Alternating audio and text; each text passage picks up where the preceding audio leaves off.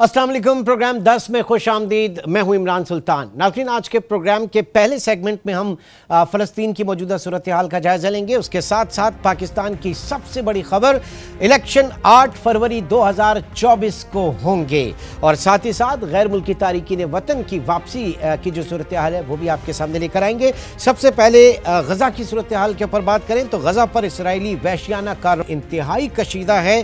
गज़ा पर इसराइली वहशियाना कार्रवाई 27 रोज हो गए, 27वें दिन भी ये कार्रवाइयाँ जारी हैं। कत्लेआम फ़लस्तीनियों का जो इस वक्त हो रहा है उसमें तेज़ी आ चुकी है और इसराइली अफवाज ने गज़ा को चारों जानिब टैंकों से घेर लिया है। खबरें हैं कि जबालिया कैंप जो है उस पर लगातार तीसरे रोज़ भी बमबारी की गई और ब्रिज कैंप और खान यूनुस पर हमले भी जारी हैं। और आज अब से थोड़ी देर पहले जो लिबनानी मुज़ाहमती तहरीक है हिज़्बुल्लाह, उसके सरबराह हसन नसरुल्लाह का भी खिताब जो है वो मीडिया पे आया। पूरी मीडिया ने, पूरी दुनिया ने उसकी कवरेज की और उसमें उन्होंने कहा कि तूफ़ान अल-अक़सा की शरई और अखलाकी हैसियत पर ज़रा बराबर भी शक नहीं है। आगे बढ़ते हैं और आज पाकिस्तान के हवाले से बात करें तो पाकिस्तान से सबसे बड़ी खबर, गैर यकीनी के बादल छट गए और अब ये आया हो गया। सुप्रीम कोर्ट ने इंतखाबात 90 रोज़ के अंदर कराने का केस जो है उसको निपटा दिया और मुल्क में आम इंतखाबात अब 8 फरवरी 2024 को होंगे। इस हवाले से सुप्रीम कोर्ट ने बाकायदा हिदायत की है निगरां हुकूमत को कि बगैर किसी रुकावट के इंतखाबी अमल को यकीनी बनाया जाए और साथ ही साथ अब इलेक्शन कमीशन ने भी नोटिफिकेशन जारी कर दिया।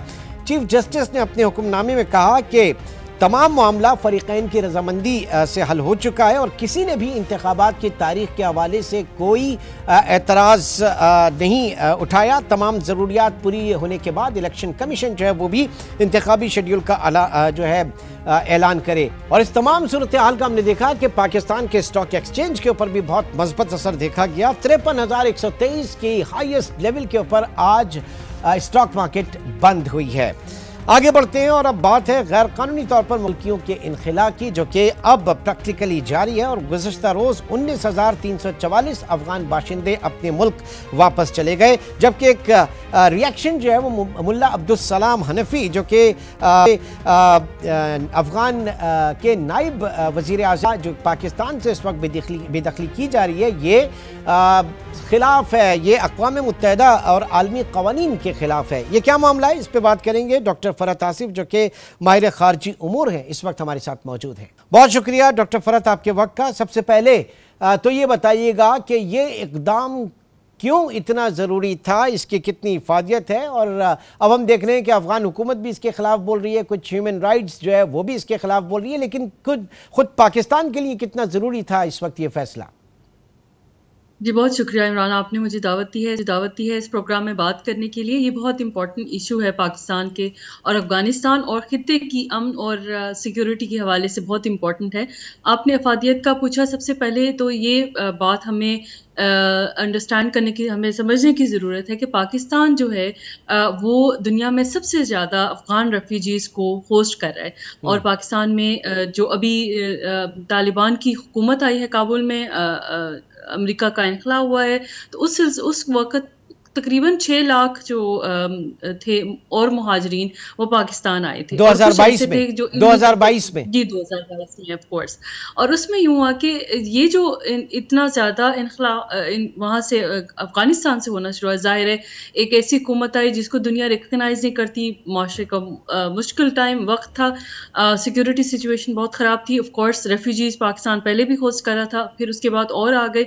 अब देखिए, सबसे इम्पॉर्टेंट बात जो समझने की है वो ये है कि अगर हम पाकिस्तान की स्टेट को की जो अंडरस्टैंडिंग है या उनकी जो मेजर्स हैं उन्होंने लिए हैं, वो क्यों लिए हैं, वो वजह ये है कि देखिए, सबसे इम्पॉर्टेंट बात ये कि ये जो इतने ज़्यादा रेफ्यूजीज़ हैं वो पाकिस्तान की मईशत पे एक प्रॉब्लम है। सबसे बड़ी बात है इकोनॉमिकली हमें बहुत मुश्किलात पेश लॉ एंड ऑर्डर के ऊपर भी ऑफ कोर्स। और दूसरी सबसे इम्पोर्टेंट जो है वो सिक्योरिटी कंसर्न्स है। अभी पूरे साल में अगर आप देखें जो भी दहशतगर्दी के वाक़यात हुए हैं उसमें बहुत ज़्यादा परसेंटेज अफ़गान और या उनसे मुंसलिक लोगों की उसमें है। टीटीपी के हवाले से देखें, अगर बहुत सारे जो मिलिटेंट्स ग्रुप्स हैं उनके हवाले से देखें तो इनमें रिक्रूटमेंट्स की जो प्रोसेसेस हैं वो हमने देखा है कि वो जो मॉनिटर कर रहे हैं सिक्योरिटी एजेंसीज भी, सब लोग भी, वो ये देख रहे हैं कि यहाँ से रिक्रूटमेंट्स होती हैं। वजह ये है कि इनको अफगान, ज़ाहिर है वहाँ से रेफ्यूजीज आते हैं, they had problems, social issues भी, इकोनॉमिक इश्यूज भी, सो इनके लिए बहुत आसान है मिलिटेंट ग्रुप्स के लिए कि यहाँ से रिक्रूटमेंट ग्राउंड्स। और जो अभी रिसेंटली आपने देखा होगा हमारे चित्राल नॉर्दर्न एरियाज में जो प्रॉब्लम शुरू हुई, उसकी वजह से ज़्यादा ब्लेम गेम हम जो हुई, और ऑफ कोर्स उसमें जो है ना एविडेंस भी मौजूद थे जिसमें तालिबान, जो तहरीक तालिबान पाकिस्तान है और तालिबान का भी जो कंडेमनेशन वो बहुत लेस आई। हमने उनसे रिक्वेस्ट भी की पाकिस्तानी स्टेट ने कि आप उनके साथ उनको डील करें, लेकिन वो उतना ज़्यादा पहुँच नहीं आया पाकिस्तानी स्टेट को। इसकी वजह से एक वन ऑफ द रीज़न ये है कि पाकिस्तान ये चाहता है कि हमारी जो इंटरनल सिक्योरिटी मेजर्स हैं और रीजनल ऑफ कोर्स उसमें जो डिसबैलेंस आ रहा है, उसकी वजह से ये जो अफगान रेफ्यूजीज हैं या ऐसे लोग, नाम और नहीं उन्होंने उनके भी वो लोग जो कि रजिस्टर्ड नहीं है यहाँ पर, जो गैर कानूनी तौर पर मुकीम है, जी, और जो रजिस्टर्ड हैं, जिनके पास डॉक्यूमेंट्स हैं, उनको अभी भी हम होस्ट कर रहे हैं। लेकिन डॉक्टर फरहत, ये बताइएगा कि ये जो हिजरत हुई अफगानिस्तान से, वो न सिर्फ पाकिस्तान बल्कि ईरान में भी हुई तारीखी तौर पे अगर देखें, लेकिन ईरान ने उनको कंटेन रखा, उनको जो पनागुज़ीन कैंप्स की तरफ, और उनको एक्सेस नहीं दिया पूरे मुल्क का। पाकिस्तान में तो हमने देखा जनाब, वो कराची से पेशावर और जहां कहीं पर भी वो चले जाएं जहां चले जाएं, कारोबार कर लें। ये तो हमारी अपनी गलतियां थी ना जो यहां तक मामला फिर पहुंचे। ये तो सर्वेलेंस के और हमारे मैनेजमेंट के इश्यूज थे। एग्जैक्टली आपको मैं ये जो मैं बताना भी ये चाह रही थी कि कुछ देखिए गवर्नेंस के इश्यूज पाकिस्तान में बहुत ज़्यादा हैं। अब एक हुकूमत आती है तो उसकी और तरह की होते हैं, या इंस्टीट्यूशनल भी अगर कोई देखें जो इस्टेब्लिशमेंट है, अगर कोई और गवर्नमेंट या कोई और कोई भी लीडर आता है उसकी और तरह की पॉलिसीज़ होती हैं, और जो बाद में फिर वो आते हैं उस पॉलिसीज़ को ख़त्म कर देते हैं और नई चेंज करते हैं। तो एक कंटिन्यूटी पॉलिसीज़ की नहीं है। ये एक भी बहुत बड़ी वजह है इमरान की, जो है ना ये प्रॉब्लम हमें अफगान इश्यूज़ का हमेशा से रहा है। मैं इसको मॉनिटर कर रही हूँ पिछले 10-12 साल से, और ऑलमोस्ट जब भी मैं देखती हूँ पाकिस्तान ने हमेशा यूनाइटेड नेशंस को भी ये कहा है कि इन रेफ्यूजीज़ के मामलात और इनके प्रॉब्लम्स जो है ना, मुझे अच्छी तरह याद है when I completed my MPhil और मैं रिसर्च करी थी इनके ऊपर, तो तब भी यूनाइटेड नेशंस के साथ पाकिस्तान की ये कॉन्वर्सेशन थी कि इन रेफ्यूजीज़ को वापस जाना चाहिए। वजह ये है कि हम पाकिस्तान इकोनॉमिकली इतना ऑफ कोर्स स्टेबल नहीं है, सिक्योरिटी हमारे इश्यूज रहे हैं, हमारे ग्लोबल रीजनल इश्यूज हमारे रहे हैं, सिक्योरिटी के इश्यूज रहे हैं, गवर्नेंस के आपको मालूम ही है इमरान कि ये हमारा बहुत बड़ा इशू है। तो अच्छा, अब जो अफगान गवर्नमेंट का जो स्टेटमेंट आया वहाँ पे नायब वजीर आजम का, और उन्होंने इसको आलमी कवानीन के खिलाफ वर्जी करार दिया, तो क्या रिलेशंस पे भी असर पड़ेगा दोनों स्टेट्स के दरमियान? जी ऑफ कोर्स, सबसे पहले तो अफगान गवर्नमेंट को कोई भी रीजनली या इंटरनेशनली रिकग्नाइज नहीं करता। पहली बात तो ये है, बेशक वो कहे भी लें तो उनकी उतनी विगर या उनकी जो स्टेटमेंट की बात उतनी मानी नहीं जाएगी। एक तो उनकी रिकग्निशन उनको बहुत ज़रूरी है, और रिकग्निशन कैसे लेंगे वो ज़ाहिर है ऑफ कोर्स ह्यूमन राइट्स और वुमेन राइट्स स्पेशली, और जो ज़्यादातर जो इंटरनेशनल कम्युनिटी है वो हमें यही कह रही है कि आप जो वुमेन एक्टिविस्ट हैं या जो बच्चे हैं या लोग हैं जो पढ़ना चाहते हैं या लिखना चाहते हैं, यानी वो अपने हाउस को ऑर्डर करें, पहले अपने हाउस को ऑर्डर करें, अपने मामलात को सही करें, फिर उसके बाद रिकग्निशन होगी उनकी। बहुत बहुत शुक्रिया। डॉक्टर फरहत आसिफ इस वक्त हमारे साथ मौजूद थी और बात की जा रही थी गैर कानूनी तौर पर जो पाकिस्तान मुल्क की मुकीम है, जिसमें उनके खिलाफ उनको वापस भेजा जा रहा है और डेडलाइन ख़त्म हो गई थी। अब इसके जो असरात होंगे और कितना ज़रूरी है ये इक़दाम खुद पाकिस्तान की अपनी बका, मुआशी इस्तेहकाम और सलामती के लिए। एक छोटे से ब्रेक की कॉल है, ब्रेक के बाद प्रोग्राम को मज़ीद आगे बढ़ाएंगे।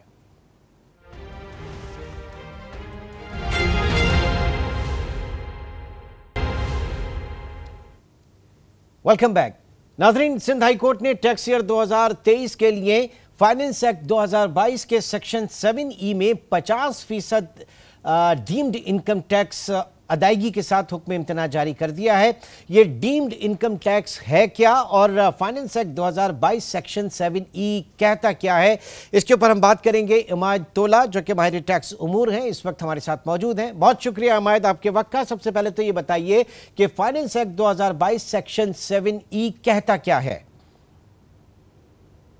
बिस्मिल्लाहिर्रहमानिर्रहीम। थैंक यू इमरान साहब for inviting me on your show. अच्छा सर, सेक्शन 7E जो है इनकम टैक्स ऑर्डिनेंस में फाइनेंस एक्ट 2022 में आया था।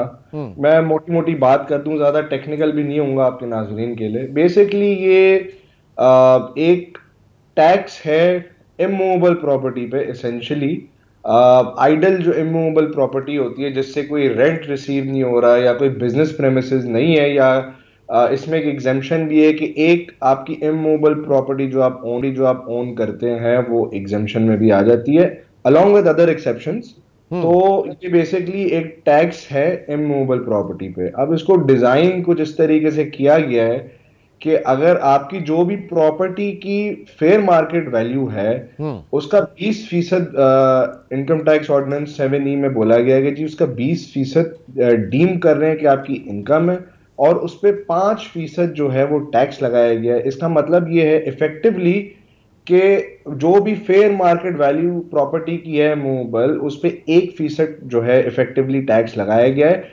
इसमें मैं ये भी बताता चलूं कि ये सिर्फ उन रेजिडेंट टैक्स पेयर्स पे अप्लाई करेगा जिनकी जो फेयर मार्केट वैल्यू है इमूवेबल प्रॉपर्टी की टोटल में जो है वो 2.5 करोड़ उससे ऊपर होगी। अच्छा, इसको जरा आसान कर लेते हैं। आपने कहा कि एक प्रॉपर्टी जो है वो एग्जम्प्टेड है, लाइक की 3 जायदादें हैं, तो एक चाहे उसकी जो भी मार्केट वैल्यू हो वो उसको उसमें एग्जम्पशन ले सकता है, और रेस्ट ऑफ जो एक से जायद है उसकी फेयर मार्केट वैल्यू अगर 2.5 करोड़ से ओवर एंड अबव है तो वो उसका 20% जो है वो डीम्ड इनकम तस्वुर होगा, राइट? और उस 20% का यानी उस अमाउंट का जो 5% है वो आपको इनकम टैक्स पे करना है, डीम्ड इनकम टैक्स। जी इमरान भाई, बिल्कुल बिल्कुल आपने सही फरमाया, बिल्कुल ऐसा ही है। ठीक है, तो ये मामला पहले सुप्रीम कोर्ट में भी था, फिर लाहौर हाई कोर्ट में गया और अब सिंध हाई कोर्ट में आया। जरा तीनों का स्टेटस बता दीजिएगा। सर बेसिकली पिछले साल सिंध हाई कोर्ट में टैक्स ईयर 2022 के लिए ये जो है चैलेंज हुआ था, और सिंध हाई कोर्ट ने पिटिशनर्स की जो दरख्वास्तें थी वो मुस्तरद कर दी थी। उस फैसले के खिलाफ जो है पिटिशनर सुप्रीम कोर्ट में गए। सुप्रीम कोर्ट ने इंटरिम रिलीफ इशू किया है पिटिशनर्स के फेवर में, और डायरेक्शंस दिए कि जी जो आपकी डीम्ड इनकम टैक्स लायबिलिटी बनती है उसका 50% आप जो है वीआर के साथ जमा करवा दें। जहां तक बात आई सर लाहौर हाई कोर्ट की, लाहौर हाई कोर्ट का फैसला थोड़ा सा मुख्तलिफ है। उन्होंने, जो हम एक लीगल जार्गन यूज करते हैं, they have read down section 7E, और उनमें काफी मतलब ज्यादा टेक्निकल नहीं होना चाह रहा। मतलब ये कहा जा रहा है कि लाहौर हाई कोर्ट के जुरिस्डिक्शन में जो केसेस आएंगे उसमें डीम्ड इनकम टैक्स लेने से रोक दिया गया है। ये ऐसा ही है आसान अल्फाज में? जी सर, बिल्कुल ऐसा ही है। एफबीआर ने एक सर्कुलर भी इशू किया है, उसमें भी है कि जी जो लाहौर हाई कोर्ट की जुरिस्डिक्शन में जो प्रॉपर्टीज आ रही हैं उन पे डीम्ड इनकम सस्पेंड कर दिया गया है, क्योंकि लाहौर हाई कोर्ट का जो फैसला है वो बेसिकली पिटिशनर्स के फेवर में आया है। अच्छा, और सिंध आपके इससे पहले जो सुप्रीम कोर्ट की बात कर रहे थे वो फाइनेंस एक्ट 2000 वो आपके टैक्स ईयर 2022 की है वहां पे। जी सर, अभी रिसेंटली टैक्स ईयर 2023 में सिंध हाई कोर्ट ने एक फैसला इशू किया है। बेसिकली टैक्स ईयर 2023 के लिए कुछ टैक्स पेयर्स गए जिन्होंने दोबारा चैलेंज किया, क्योंकि हर टैक्स ईयर एक मुख्तलिफ प्रोसीडिंग होती है, तो हर साल जो है ये लिटिगेशन, एक रिकरिंग लिटिगेशन हम इसको बोलते हैं। तो ये टैक्स ईयर 23 के लिए इसको चैलेंज किया गया, और सिंध हाई कोर्ट ने एक ऑर्डर जारी किया है जिसमें उन्होंने जो सुप्रीम कोर्ट लेवल पे रिलीफ था 50% डिमांड जमा करवाने का, वो उन्होंने हाई कोर्ट लेवल पे ही टैक्स पेयर्स को और पिटिशनर्स को दे दिया है, और पिटिशंस डिस्पोज ऑफ कर दिए हैं। और साथ में यानी आप 50% जो आपकी डीम्ड इनकम टैक्स है उसकी 50% अदायगी कर दें तो उसके आपके खिलाफ फिर कोई कानूनी कार्रवाई नहीं होगी, कोई लीगल प्रोसीडिंग नहीं होगी। जी सर, बिल्कुल उस ऑर्डर में लिखा हुआ है कि no coercive action shall be taken for the tax period 2023। उसमें उस ऑर्डर में जो टैक्स पीरियड है वो भी मेंशन हुआ। लेकिन यहाँ मसला ये है कि एफबीआर का जो पोर्टल है वो 50% टैक्स वसूल नहीं कर पा रहा, इस तरह की भी शिकायत है। सर बिल्कुल आप सही फरमा रहे हैं। ऑनलाइन पोर्टल में ऑप्शन तो है एग्जेम्पशन क्लेम करने का on the basis of stay order, लेकिन अनफॉर्चुनेटली वो वो पूरी की पूरी एग्जम्पशन है, वो जो लाहौर हाई कोर्ट का ऑर्डर है, हाँ। मेरे ख्याल से शायद उसकी कंप्लायंस वो कर रहा है सही तरीके से, लेकिन जो बाकी इंटरिम रिलीफ है, जैसे सिंध हाई कोर्ट ने दिया है, सुप्रीम कोर्ट ने दिया है, जो 50% टैक्स डिमांड जमा करवाने वाला है, नहीं तो इसमें मसला नहीं होगा अब मेरे ख्याल से, क्योंकि 2-3 रोज हो गए इस बात को, इस फैसले तक अगर मसला है तो फिर किस लेवल पे इसको देखा जाएगा? सर इसको बिल्कुल एफबीआर को अर्जेंटली पॉलिसी लेवल पे इसको देखना चाहिए। काफी दुश्वारियां आ रही हैं टैक्स पेयर्स को जिन्होंने इंटरिम रिलीफ अवेल किया है, सुप्रीम कोर्ट लेवल पे भी 2022 के लिए और टैक्स 2023 के लिए भी जो अभी इंटरिम रिलीफ मिला है, काफी दुश्वारियां आ रही हैं लोगों को। लोग फिर एक्सटेंशन फाइल कर रहे हैं, कुछ लोग जो है वो कोई एक पैराग्राफ नोट में एज ए डिस्क्लोजर ऐड करके जमा करवा रहे हैं 50%। तो काफी मसले मसाइल हैं, काफी और इस पूरे मामले को, इस डीम्ड इनकम टैक्स को अगर पूरे मामले को देखें तो जो बात की जाती है कि पाकिस्तान में रियल एस्टेट के अंदर जो है वो टैक्सेशन नहीं है, वहां पे डॉक्यूमेंटेशन नहीं है, तो ये उसकी एक कड़ी कही जा सकती है। सर बिल्कुल, ये इमूवेबल प्रॉपर्टी पे ही टैक्स है, लेकिन इसका पिछले साल तक इशू ये था कि ये जो टैक्स नेट में लोग थे सिर्फ उन्हीं को टारगेट किया जा रहा। टारगेट तो is not the right term, but सिर्फ उनको इस टैक्स के जुमरे में लाया जा रहा था। इस साल क्योंकि ये रिटर्न का पार्ट बन गया है इनकम टैक्स के, तो मेरे ख्याल से ये बेहतर है, क्योंकि जो इसकी एक 7E की सर्टिफिकेट है, इसके फाइनेंस एक्ट 23 में एक अमेंडमेंट भी आई है कि कोई भी प्रॉपर्टी अगर बेच रहा है तो जो अथॉरिटी रिस्पॉन्सिबल है उस ट्रांसफर के लिए, वो तब तक ट्रांसफर नहीं करेगी जब तक उसका सेक्शन 7E में टैक्स पे नहीं हुआ होगा।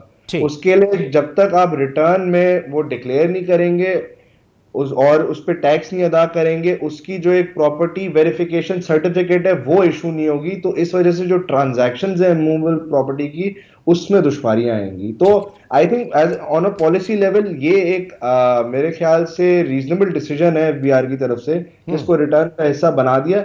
लेकिन अब जो इसमें मसाइल बीच में आ रहे हैं वो भी यकीनी तौर से टैक्स अथॉरिटी जो है उसी ने रिजॉल्व करने हैं। बहुत बहुत शुक्रिया अमायतुल्लाह, इस वक्त हमारे साथ मौजूद थे और इस अहम तरीन पर जो है हमारी रहनुमाई कर रहे थे। आपका बहुत शुक्रिया। नाज़रीन, एक छोटा सा ब्रेक और ब्रेक के बाद प्रोग्राम को मजीद आगे बढ़ाते हैं।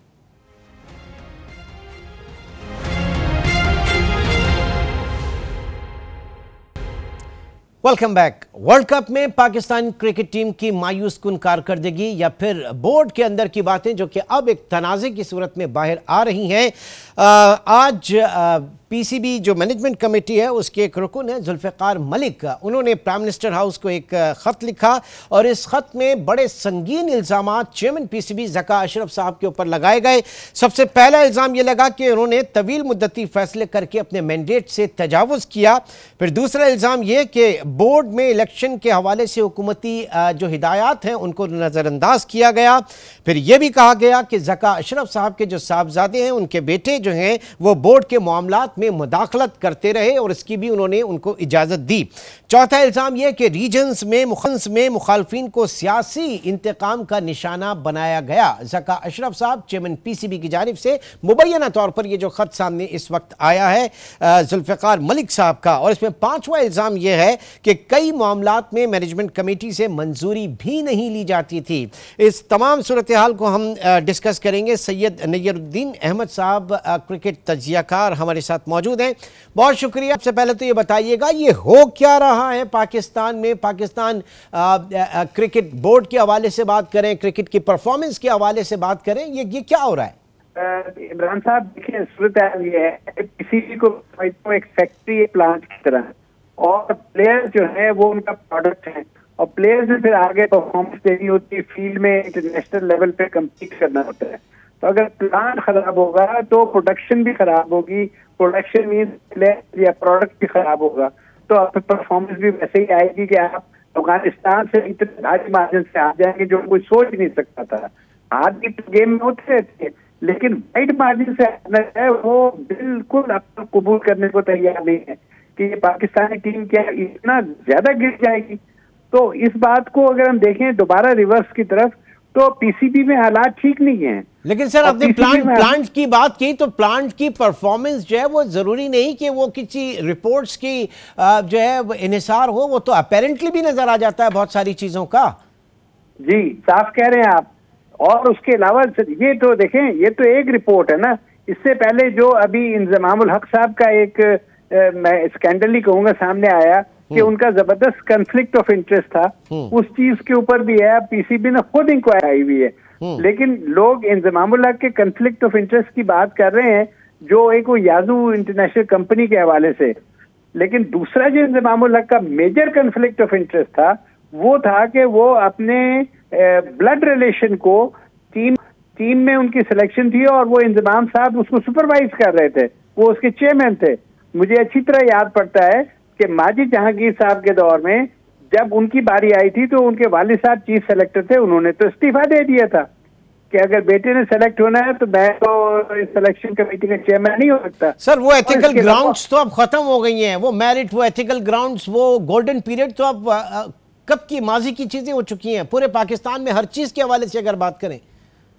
देखिए वो बात आपकी सही है लेकिन जस्टिफिकेशन नहीं है, तो एक्सपेक्ट करते हैं। देखिए पीसीबी जो है वो एक ऐसी ऑर्गेनाइजेशन है जिसकी परफॉर्मेंस इंटरनेशनल एरिना में जज होती है।